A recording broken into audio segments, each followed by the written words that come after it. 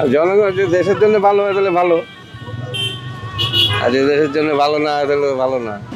আগে ভোট দিতে পারিনি, এখন ভোট দিতে পারবো, এইটুকুই যা সুবিধা। আগে তো গেছি ভোট দিবার, ভোট দিতে দেয়নি, এই আর কি। প্রকার ভালো হয়েছে, কারণ কি ওরা মানুষের উপর যেভাবে নির্যাতন জুলুম 17 বছর চালিয়ে আসছিল, সেটার একটা প্রতিফলনের ফল ওরা ভোগ করতেছে। কারণ ওরা যে কর্ম করছে সেটার বল ভোগ করতেই হবে, স্বাভাবিক। ভালোই হয়েছে, খারাপ হয় নাই। তারা যে কাজগুলো করছে ইতিপূর্বে একটু ভালো করে নেই, এই জন্য এটা ভালো হয়েছে। আমার দৃষ্টিতে এক প্রকার ভালো হয়েছে, কারণ কি ওরা মানুষের উপর যেভাবে নির্যাতন জুলুম 17 বছর চালিয়ে আসছিল, সেটার একটা প্রতিফলনের ফল ওরা ভোগ করতেছে।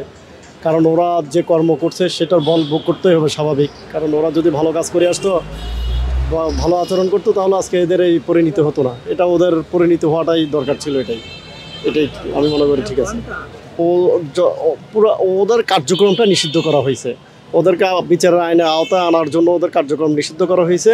কিন্তু ওদের তো দল নিষিদ্ধ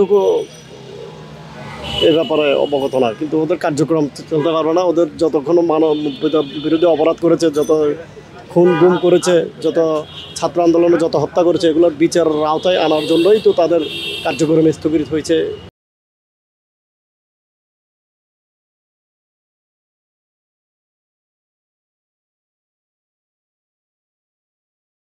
সিদ্ধান্ত এদেশের জনগণ এখন বেহাল দশা আছে। এই রাজনীতিবিদদের উপর মানুষের এখন আস্থা নাই। ঘুষ, দুর্নীতি, জুলুম, অত্যাচার এগুলিরই এখন মানুষ শুধু ভালো চায়। নিষিদ্ধ করলে কী হবে এটা দেখার অপেক্ষা করতে হবে। আবার নিষিদ্ধ যার দ্বারা করাও ঠিক না, যুক্তিসঙ্গত কী এটা দেখা যায়।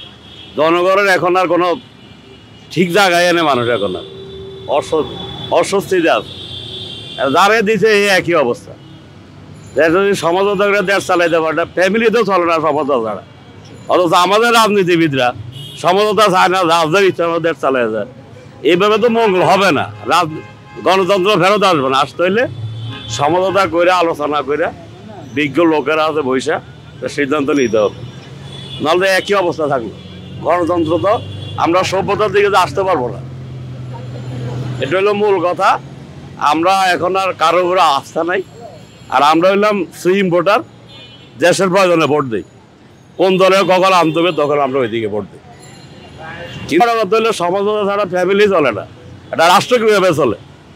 এসব গাড়গামি বাদ দিয়া রাজনীতিবিদের জন্য বুদ্ধিমানের কাজ করে এই অবস্থা। এই ভালো হয়েছে। কেন ভালো হয়েছে? আওয়ামী লীগ কী করলে না করলে আমরা তো নিজে দেখতেছি।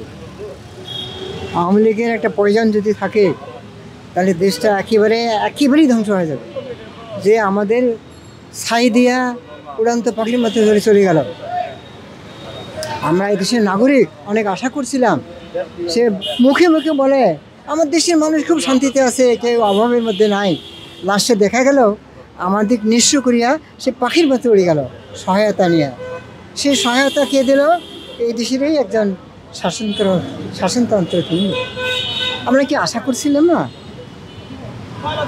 গণতন্ত্র কাহাকে বলে, গণতন্ত্রের অবকাঠামো কী, বুনিয়াদি গণতন্ত্র কী, যাকেই আমরা পাওয়ার দিই সে আমাদের ধ্বংস করে। আমরা কার উপর আস্থা রাখবো বলেন? এই জন্য এরপরে কে আসবে কে না আসবে এই নিয়ে আমরা চিন্তাই করি না। কারণ আমি একটা ছন্দ করেছি, সেটা হলো খালেদা আমার মাসি, মনের আনন্দে বাজাইছি বাঁশি, হাসিনায় বাজালে ঢোল, এখন আমরা পৃথিবীর মালিক বলতেছি হরিবল হরিবল হরিবল। ঠিক আছে।